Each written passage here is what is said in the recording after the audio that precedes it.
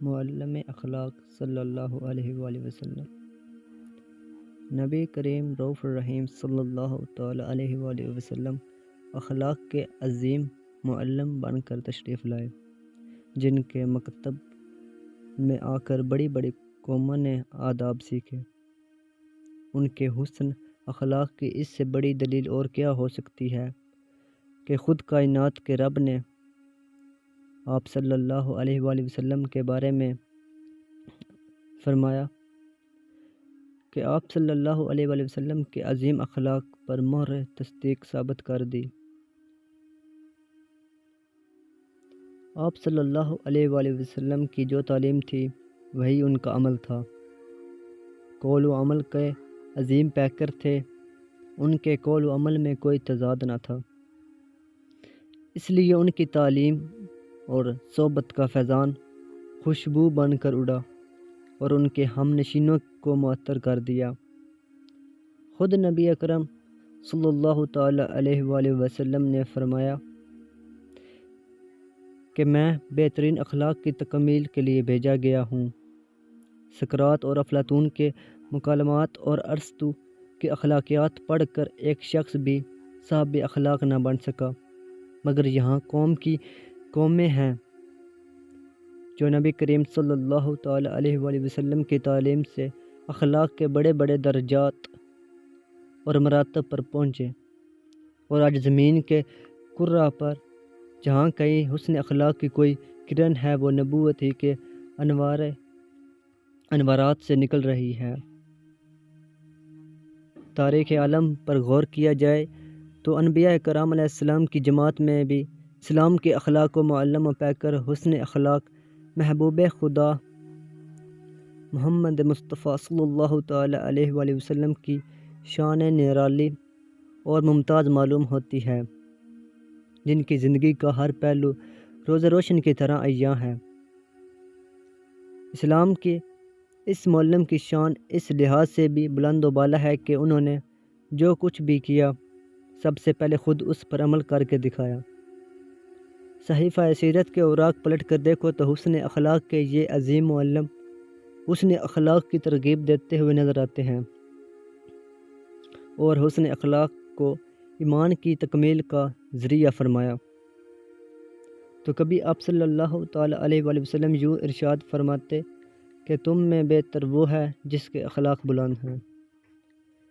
نبی اکرم صلی اللہ تعالی علیہ وآلہ وسلم کی پوری زندگی حسن معاشرت و حسن و اخلاق کا اعلیٰ نمونہ ہے۔ نبی اکرم صلی اللہ تعالی علیہ وآلہ وسلم کی پوری زندگی حسن معاشرت حسن اخلاق کا اعلیٰ نمونہ ہے۔ آپ صلی اللہ علیہ وآلہ وسلم کے اخلاق عظیمہ کا یہ علم کہ آپ صلی اللہ علیہ وسلم ہجرت فرما رہے تھے۔ آپ صلی اللہ علیہ وسلم کا جی چاہتا تھا کہ روانگی سے پہلے بیت اللہ شریف کے اندر جائیں اور اندر جا کر 2 رکعت نفل پڑھیں اور اللہ رب العزت کے سامنے دعا کریں۔ آپ صلی اللہ علیہ وآلہ وسلم نے اس بندے کو بلایا جس کا نام عثمان تھا، اس کے پاس بیت اللہ کی چابی ہوتی تھی۔ آپ صلی اللہ علیہ وآلہ وسلم نے اس سے فرمایا دروازہ کھول دو تاکہ میں 2 رکعت پڑھ لوں۔ اس نے کہا کہ نہیں کھولتا، وہ مسلمان نہیں تھا۔ آپ صلی اللہ علیہ وآلہ وسلم نے فرمایا کھول دو، کہنے لگا نہیں کھولتا۔ آپ صلی اللہ علیہ وآلہ وسلم کے دل کی بڑی تمنا تھی لیکن اس نے پوری نہ ہونے دی، تو اس وقت آپ صلی اللہ علیہ وسلم نے فرمایا عثمان، ایک وقت ایسا بھی آئے گا کہ جسے تم چابی ہاتھ میں لے کر اس وقت کھڑے ہو، ایسے ہی میں چابی ہاتھ میں لے کر کھڑا ہوں گا، اور جیسے میں تم سے مانگ رہا ہوں ایسے ہی تم میرے سامنے خالی ہاتھ کھڑے ہوگے۔ سوچو اس وقت کیا ہوگا۔ جب آپ صلی اللہ علیہ وسلم نے یوں فرمایا تو اس کو غصہ آ گیا اور کہنے لگا یہ کیسے ہو سکتا ہے، لیکن آپ صلی اللہ علیہ وسلم نے خاموشی سے ہجرت فرمائی، اور 8 ہجری میں جب وہ حلم و بردباری کا سمندر فاتح بن کر مکہ کی سرزمین اقدس میں داخل ہوا تو دنیا نے اس منفرد فاتح کو بھی دیکھا۔ اس وقت مکہ کے لوگوں کی حالت عجیب تھی۔ سب عورتیں یہ سمجھتی تھیں کہ آج مسلمان ہم سے گن کر بدلہ لیں گے، بات یہ سمجھتی تھیں کہ آج پورے مکہ میں کسی عورت کی عزت محفوظ نہیں رہے گی، مال محفوظ نہیں رہے گا، جان محفوظ نہیں رہے گی، اس لیے وہ ڈر کی وجہ سے گھروں میں چھپی ہوئی تھیں۔ اس پر عورتیں حیران کہ کوئی مسلمان کسی کے گھر میں لوٹ مار کے لیے داخل نہ ہوا۔ جب وہ حیرانی کے عالم میں باہر نکلی اور ان کے مرد بھی باہر آئے کہ دیکھیں یہ مسلمان کیا منصوبہ بنا رہے ہیں، تو جب آ کر دیکھا کہ مسلمان حرم کے اندر ہیں اور وہ مجسمے پہ کر حسن اخلاق سجدہ ریز ہیں، سب اللہ کی عبادت میں مصروف ہیں۔ نبی اکرم صلی اللہ علیہ وسلم نے نماز ادا فرمائی اور بیت اللہ کو تالا لگا دیا۔ ہر صحابی کی دلی تمنا تھی کہ چابی اس سے ملے۔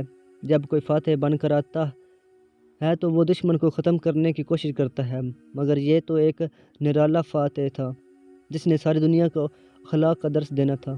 چنانچہ نبی اکرم صلی اللہ علیہ وسلم نے تالا لگا دیا تو اس وقت عثمان آپ کے سامنے تھا۔ آپ صلی اللہ علیہ وسلم نے فرمایا، عثمان جیسا تم نے میرے ساتھ کیا تھا میں ویسا ہے نہیں کروں گا، اگرچہ تم کافر ہو، مگر بیت اللہ کی چابی کی ذمہ داری تمہیں سونپتا ہوں۔ جب آپ صلی اللہ علیہ وسلم نے چابی اس کے ہاتھ میں دی تو اس نے کہا، آپ صلی اللہ علیہ وسلم نے چابی تو دے دی، اب میرا دل کا تالا بھی کھول دیجئے۔ ہم جیسا ہوتا تو بدلہ لیتا کہ تم نے اس وقت یہ کیا تھا اور وہ کیا تھا۔ دیکھیے اللہ تعالیٰ کے محبوب صلی اللہ علیہ وسلم کے کیا بلند اخلاق تھے۔ اس کو اخلاق عظیمہ کہتے ہیں، اس کو اخلاق عظیمہ کہتے ہیں، اور یہ اخلاق ہمیں اپنے اندر پیدا کرنے کی ضرورت ہے کہ کیسے نبی صلی اللہ علیہ وسلم نے ان مجرموں کے حق میں کہ آج کے دن تم پر الزام نہیں کا اعلان فرما دیا۔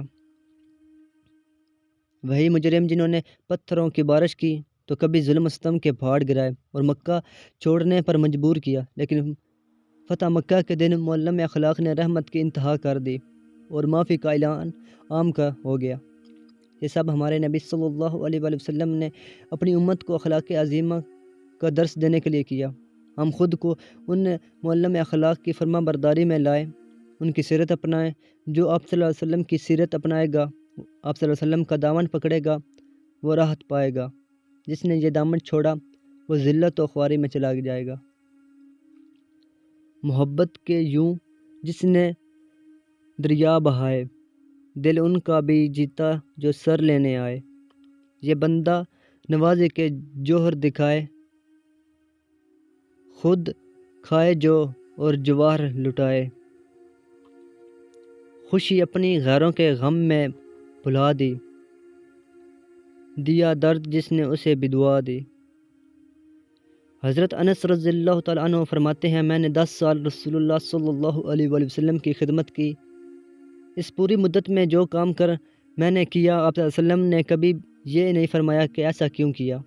حالانکہ یہ ظاہر ہے کہ اس 10 سال کی مدت میں خدمت کرنے والے کے بہت سے کام خلاف طبع ہوئے ہوں گے۔ ایک شخص نے اما عائشہ رضی اللہ تعالیٰ عنہ سے پوچھا کہ نبی اکرم صلی اللہ علیہ وسلم کے اخلاق کیا تھے، تو فرمایا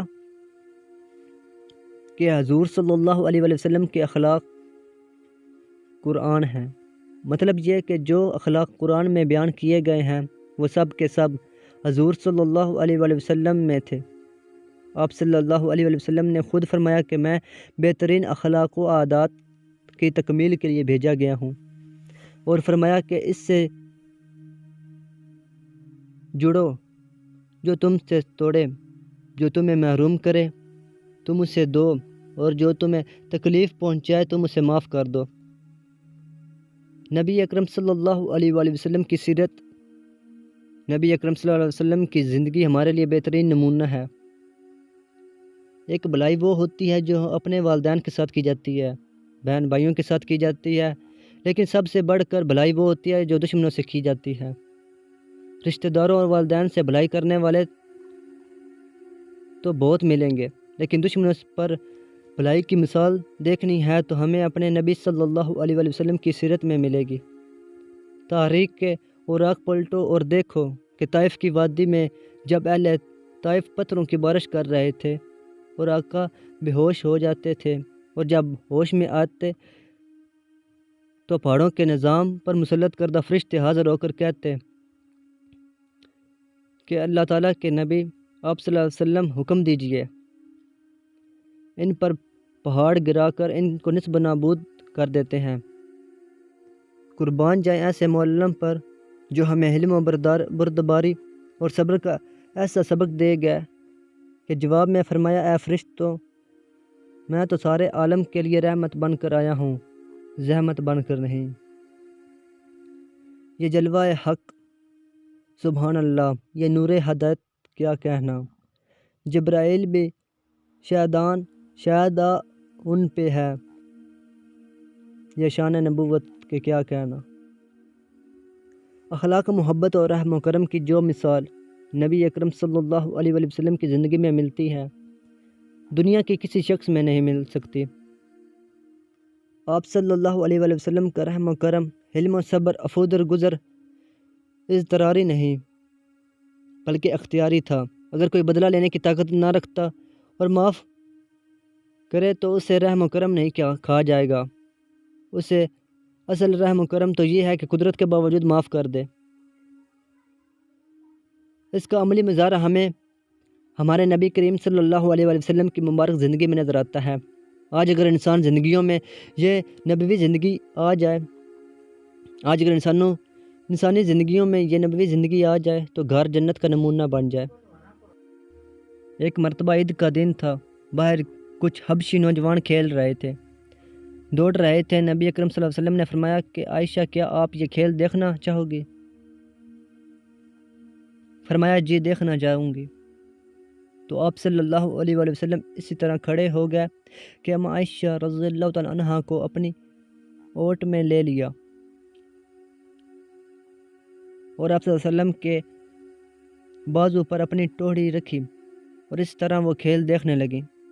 اب دیکھیے کہ اللہ کے حبیب صلی اللہ علیہ وآلہ وسلم پردے کی آیت نازل ہونے سے پہلے یہ کھیل خود اپنی زوجہ محترمہ کو دکھا رہے ہیں کہ گھر میں کس طرح پیار و محبت سے زندگی کو خوشگوار بنا رکھا تھا کہ کسی بیوی کو آپ صلی اللہ علیہ وسلم سے شکوہ نہ تھا۔ حضرت ابو درداء رضی اللہ تعالیٰ عنہ فرماتے ہیں کہ رسول اللہ صلی اللہ علیہ وسلم نے فرمایا کہ میزان عمل میں حسن اخلاق کے برابر کسی عمل کا وزن نہ ہوگا۔ نبی اکرم صلی اللہ علیہ وسلم نے فرمایا کہ مسلمان اپنے حسن اخلاق کی بدولت اس شخص کا درجہ حاصل کر لیتا ہے جو رات کو ہمیشہ عبادت میں جاگتا اور دن بھر روزہ رکھتا ہو۔ تو یہ اچھے اخلاق اس معلم صلی اللہ علیہ وسلم کی سیرت کو دیکھنے سے زندگیوں میں آئیں گے۔ اخلاق کی کمی ایسی چیز ہے جو چھپ نہیں سکتی، اور اس کمی کا نقصان صرف اپنی ذات کو نہیں ہوگا بلکہ جس دائرے تک انسان گھوم رہا ہے سب کو ہوگا۔ ہمیں ہمارے پیارے نبی صلی اللہ علیہ وسلم نے اپنی عملی زندگی سے یہی سکھایا کہ اوروں کو عزت دو، خود ذلت و برداشت کر لو، اپنی رائے سے پیچھے ہٹ جاؤ، دوسروں کی رائے کو عزت دو تو لوگ قربان ہونے کو تیار ہو جائیں گے۔ اللہ رب العزت کی مہربان ذات نے ایسا معلم ہماری طرف مبعوث فرمایا کہ جس نے پتھر کھا کر بھی پھول برسانے کی تعلیم دی، جس نے محبتوں سے گھر آباد کرنے کی تعلیم دی، جس نے برائی کا بدلہ اچھائی سے دینے کی تعلیم دی، صلح رحمی کرنے اور اللہ کی اطاعت میں سچا خوف رکھنے کی تعلیم دی، صبر و حلم کی تعلیم دی۔ ایسا عظیم معلم جس نے بد دعاؤں اور گالیوں کے جواب میں بھی دشمنوں کے حق میں ہدایت کی دعائیں کی۔ آپ صلی اللہ علیہ وسلم نے ایک یہودی کو قرضہ دینا تھا۔ اس یہودی نے بڑی سخت کلامی سے مطالبہ کیا کہ عمر رضی اللہ تعالیٰ عنہ بھی طیش میں آ گیا۔ آپ صلی اللہ علیہ وآلہ وسلم نے بہت صبر و تحمل سے کام لیا اور یہودی سے کچھ سخت کلام نہیں فرمایا، بلکہ حضرت عمر رضی اللہ تعالیٰ عنہ کو ڈانٹا اور فرمایا، اے عمر، مجھ سے کہو کہ آپ صلی اللہ علیہ وسلم ان کا قرض ادا کریں، اور یہودی سے کہو کہ اپنا مطالبہ نرمی سے کرو۔ پھر فرمایا کہ جاؤ عمر، اس کو قرضہ بھی واپس کرو، اور اس ساتھ زیادہ اس لیے کہ آپ رضی اللہ تعالیٰ عنہ نے سخت کلامی سے بات کی۔ آپ صلی اللہ علیہ وسلم کے حسن معاملہ نے اس یہودی کو مسلمان بنا دیا کہ کیا کبھی ہمارے معاملات بھی کسی غیر مسلم کو اسلام کی طرف راغب کرنے والے بنے؟ آج نفل پڑھنا آسان ہے، مال خرچ کرنا آسان ہے، لیکن نبی اکرم صلی اللہ علیہ وآلہ وسلم والے اخلاق بنانا مشکل۔ علامہ دمیری رحمۃ اللہ علیہ فرماتے ہیں اپنے اخلاق اچھے بنا لو، اس طرح مہکو گے جس طرح مشک کا ٹیلا مہکتا ہے۔ دشمن سے بھی اچھا سلوک کرو۔ ہمیں ہمارے معلم اخلاق یہی سبق پڑھا گیا۔ کاش ہم یہ سبق یاد کرنے والے بن جائیں تو دشمن بھی گہرا دوست بن سکتا ہے۔ وہ آئے جہاں میں رحمت للعالمین ہو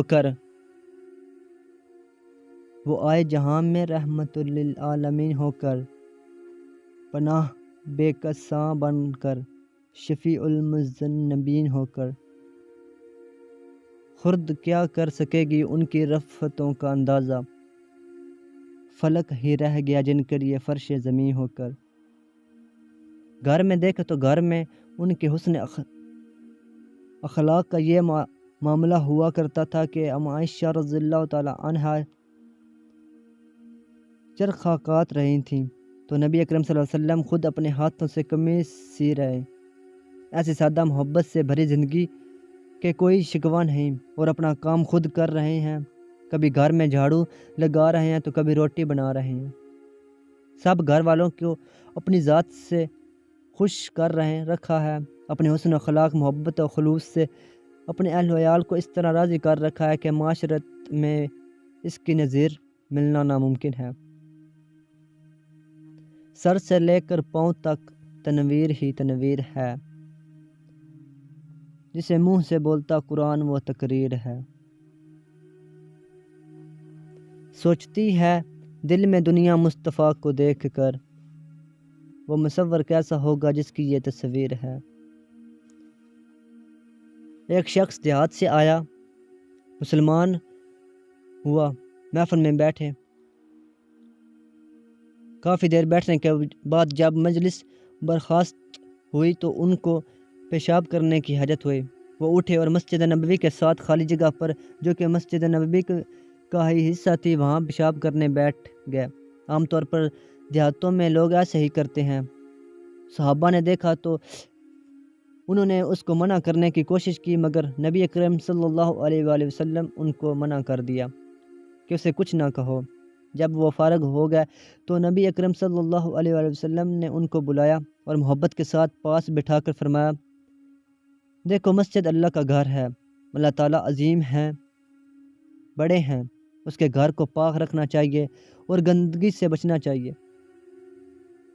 اتنے پیارے انداز سے سمجھایا کہ اس کے دل میں بات بیٹھ گئی۔ وہ صحابی بڑے خوش ہوئے اور حیران بھی ہوئے کہ مجھ سے اتنی بڑی غلطی ہوئی، لیکن آپ صلی اللہ علیہ وآلہ وسلم نے شرمندہ کیا اور نہ مجھے ڈانٹا بلکہ اچھے انداز سے بات سمجھائی۔ جب وہ جانے لگے تو نبی اکرم صلی اللہ علیہ وسلم نے ان کو کچھ کپڑے ہدیہ میں دے دیے۔ جب نبی اکرم صلی اللہ علیہ وسلم نے دیکھا کہ یہ پیدل جا رہے ہیں تو آپ صلی اللہ علیہ وسلم نے اپنی سواری اسے ہدیہ کر دی۔ جب انہیں کپڑے سواری مل گئے تو وہ بڑے حیران ہوئے۔ انہوں نے کپڑے پہن لیے اور سواری پر بیٹھ گئے اور اپنے گھر کی طرف چل پڑے۔ جب وہ بستی میں داخل ہونے لگے تو دور ہی سے اونچی آواز سے پکارنے لگے، اے میرے چاچا، اے میرے ماموں، اے فلاں، اے فلاں۔ لوگوں نے پوچھا کہ تمہیں کیا ہو گیا ہے؟ کہنے لگے کہ میں ایک ایسے عظیم ہستی کو دیکھ کر آیا ہوں کہ میں نے زندگی میں کبھی بھی ایسی ہستی نہیں دیکھی، دیکھو کیسے اخلاق ہیں آپ صلی اللہ علیہ وسلم کے۔ جب بستی والوں نے یہ سنا تو کہنے لگے، اچھا اگر اتنے اچھے اخلاق والے ہیں تو ہم بھی تمہارے ساتھ چلیں گے۔ اس بستی سے 300 آدمی ان کے ساتھ نبی اکرم صلی اللہ علیہ وسلم کی خدمت میں حاضر ہوئے اور سب نے کلمہ پڑھ لیا۔ یوں نبی کریم صلی اللہ علیہ وسلم نے اپنے حسن اخلاق سے اس دیہاتی کا بھی دل جیت لیا۔ آپ صلی اللہ علیہ وآلہ وسلم نے فرمایا کہ اچھا اخلاق کامل ایمان کی نشانی ہے۔ مسلمانوں کے عیب چھپاؤ، اللہ تمہارے عیب چھپائے گا۔ آج تو مسلمان کسی کا عیب چھپانا بھول گئے، کسی کے گناہوں پر پردہ ڈالنا بھول گئے، اور کتنی بڑی بات ہے کہ اللہ کے نبی فرما رہے ہیں کہ پردے ڈالو، اللہ تعالیٰ تیرے پردے گہرے کر دے گا۔ آج کی امت آپ صلی اللہ علیہ وسلم کے اخلاق کو بھول گئی۔ 100 نفل پڑھنا آسان ہے اور کسی کے گناہ پر پردہ ڈالنا مشکل کام ہے۔ اور اللہ کے نبی صلی اللہ علیہ وآلہ وسلم اخلاق کے متعلق یہ درس دے رہے ہیں کہ 3 کام کر لو، جنت الفردوس میں گھر کی ضمانت میں دوں گا۔ جو توڑے اسے جوڑو، اور جو زیادتی کرے اسے معاف کر دو، جو نہ دے اس کو دو۔ ہمارے روحانی معلم صلی اللہ علیہ وآلہ وسلم نے اپنی عملی زندگی سے ہمیں یہی درس دیا۔ وہ ابو جہل جو قتل کے در پہ ہے، آپ صلی اللہ علیہ وسلم اس کے ساتھ بھی نرمی اختیار فرما رہے ہیں۔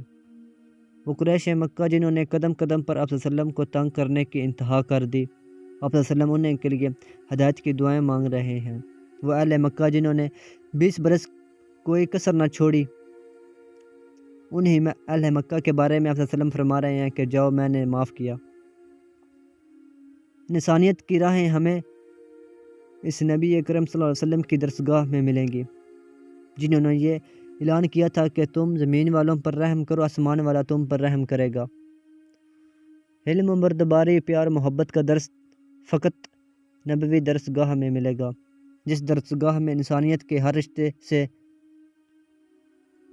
نپاہ کا عملی طریقہ سکھایا گیا۔ انسانیت کے یہ بلند پایا اصول، یہ مقدس تعلیم کسی اور درسگاہ میں ملنا ممکن نہیں۔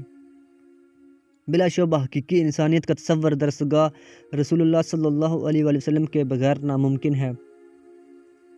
اسی اخلاق کے ذریعے توحید کو ذہنوں میں نقش کر دیا۔ آپ صلی اللہ علیہ وسلم سراپا محبت و عاجزی و اخلاق حسنہ کا پیکر تھے۔ نبی اکرم صلی اللہ علیہ وآلہ وسلم کی مبارک زندگی کے یہ اخلاق پہلو ہم سے یہ تقاضا کرتے ہیں کہ اس معلم سے اکمل درجے کی محبت و اطاعت کا حق ادا کرتے ہوئے ہم اپنی زندگیوں میں نبی اکرم صلی اللہ علیہ وسلم جیسے اخلاق پیدا کریں، اور ان سے محبت کا تقاضا یہ ہے کہ آپ صلی اللہ علیہ وسلم کی کامل طور پر اطاعت کی جائے۔ ہم آپ صلی اللہ علیہ وسلم کی ایسی اطاعت کریں کہ مامورات شرعیہ کی جانب ایسی رغبت ہو جائے کہ جیسے بھوک کی شدت میں مرغوب ترین غذا کی طرف ہوتی ہے۔